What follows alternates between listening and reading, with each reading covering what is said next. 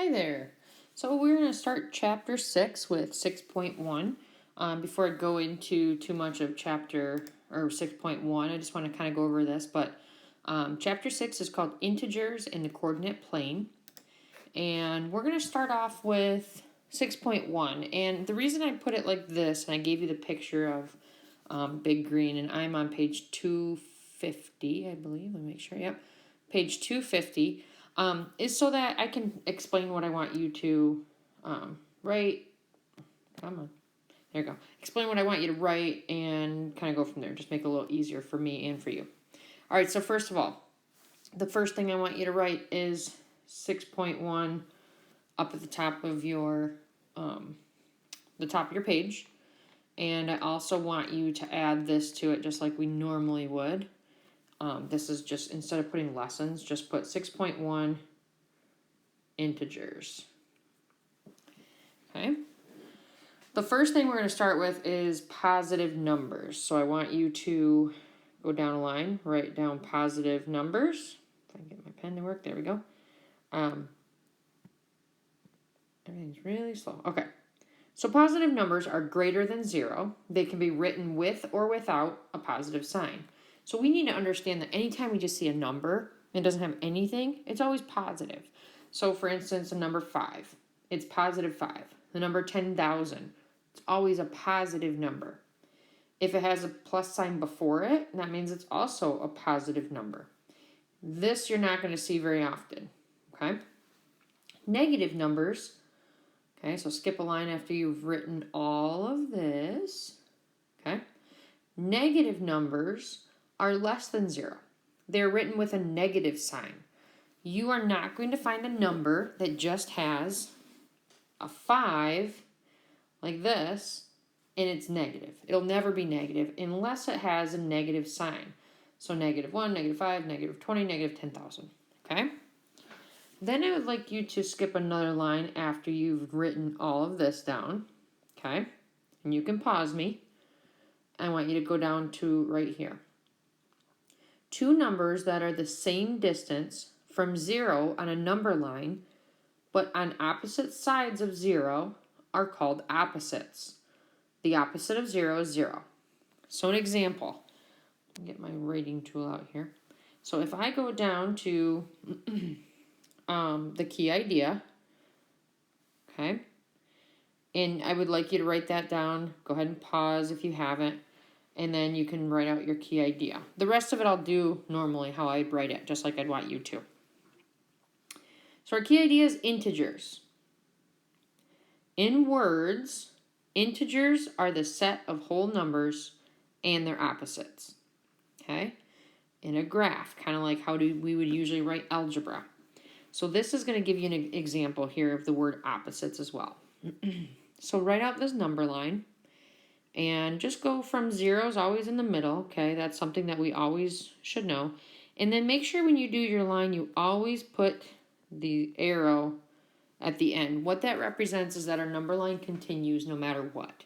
Okay, so it can go +6, it can go -6. 0 is neither negative nor positive. That is a huge, huge statement right there because people are always like, what is 0? It's not positive, it's not negative. It's 0. It's a null number, okay?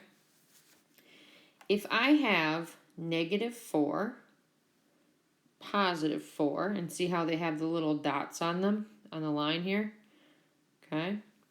Then I have my two arrows pointing to it. Those are opposite numbers of each other, okay? Because if you go back up, it says the distance from 0 on a number line, okay? So I go 1, 2, 3, 4, to -4. 1, 2, 3, 4 gets me to +4. Okay? So that means that they're opposite of each other. I really like this little thing over here too. You don't have to write this down, but just think about it for a minute. The meaning of a word. So opposite. A good example is when you sit across from your friend at the lunch table, you sit opposite your friend. Okay? That you're in the opposite position. The middle of the table is the 0. You're a certain distance away, they're a certain distance away from the 0. So that's all that means. Okay, example 1. Please don't mind my writing. I'm using a one of those pen things, and it's just, I'm struggling. Just bear with me. All right, so example 1 is writing positive and negative integers. So the directions for something like this would be pretty simple. Write a positive or negative integer that represents a situation. And here's our first example of a situation. A contestant gains 250 points on a game show. So what we have to figure out is, what would our answer be that shows a negative or a positive integer for this situation? Well, we have to look at keywords here. So if I have to look at my keyword, let me grab my red pen again. I have the word gains, okay? This contestant gains 250 points. So what it means is that gaining would be a sign for positive. So my answer would be positive 250 or 250. You don't have to write that positive there. I really actually wish that they wouldn't teach it that way. I would prefer just to see that. Okay, so we learned that the word gains tells us that it's a positive. Let's look at the next one. So B is gasoline freezes at 40 degrees below zero. So what we have to look at here is what are my key words? So if I see this right here, and you'll see that a lot, below zero, but notice how before it, there's not anything. So some people might say, oh, gasoline freezes at 40 degrees. If you don't read this last part here, then you're going to get it incorrect. So if it's going below zero, and you don't have to write this number line out, but I'm thinking about a number line, this would be below zero this way. That's a 40. Oh my gosh. Okay. That would be a 40, negative 40. So we know that it's below zero, so it's negative 40 is my answer. That's your only choice of answer. You can't have 40 because that's a positive number. All right, here's a couple of on your own. Write a positive or negative integer that represents a situation. Pause the video and just put your answer in your actual notebook. You don't have to write all this stuff out. Okay, here are the answers. So if a hiker climbs 900 feet up a mountain, this would be an indicator. This would be an indicator, the word climbs.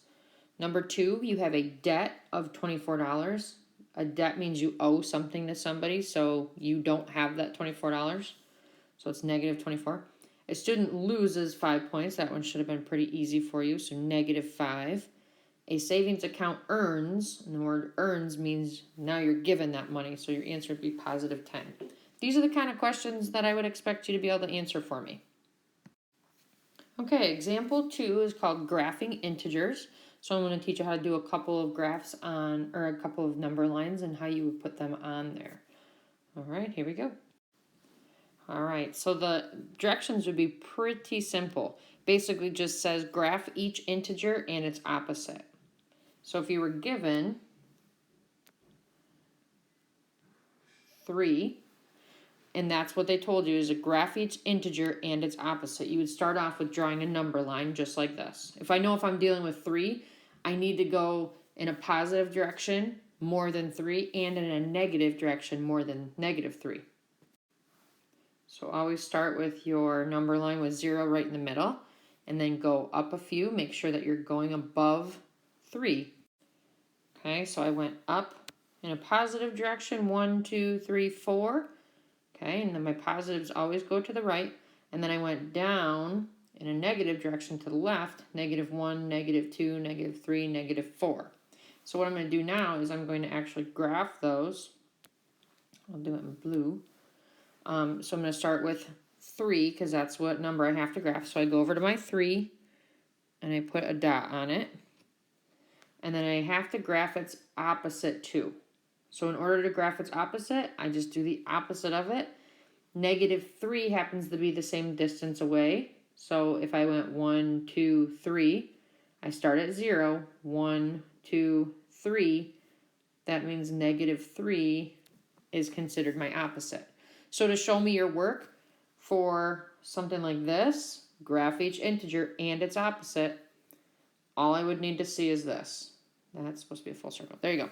So that's an example of what I would need to do. So B, I'm going to go ahead and have you start it. So here's B. They give you the answer, they say graph each integer and its opposite. So I give you -2. Go ahead and try that on your own real quick. And then pause it and I'll show you the answer. So to start, you should have all made a graph or a line, graphing your line right here, and you should start at 0 and go up to 4, then 0 and go -4. If you only went to -3, that's okay. That doesn't really matter as much. Now I need to graph the integer. My integer is -2. So I find -2, and then I have to go the same distance from 0 to -2. I got to go the opposite. So it's like you're mirroring it. So 1, 2, 1, 2. Now you might just say, Mrs. Taylor, why don't you just put -2 and 2? It really is that simple, but again, as I've said so many times, it does get more tough. So this is just kind of to start it off. Okay, I'm going to end it at example 2 for you today, and make sure that you've taken all the notes, and that will be it. Thanks.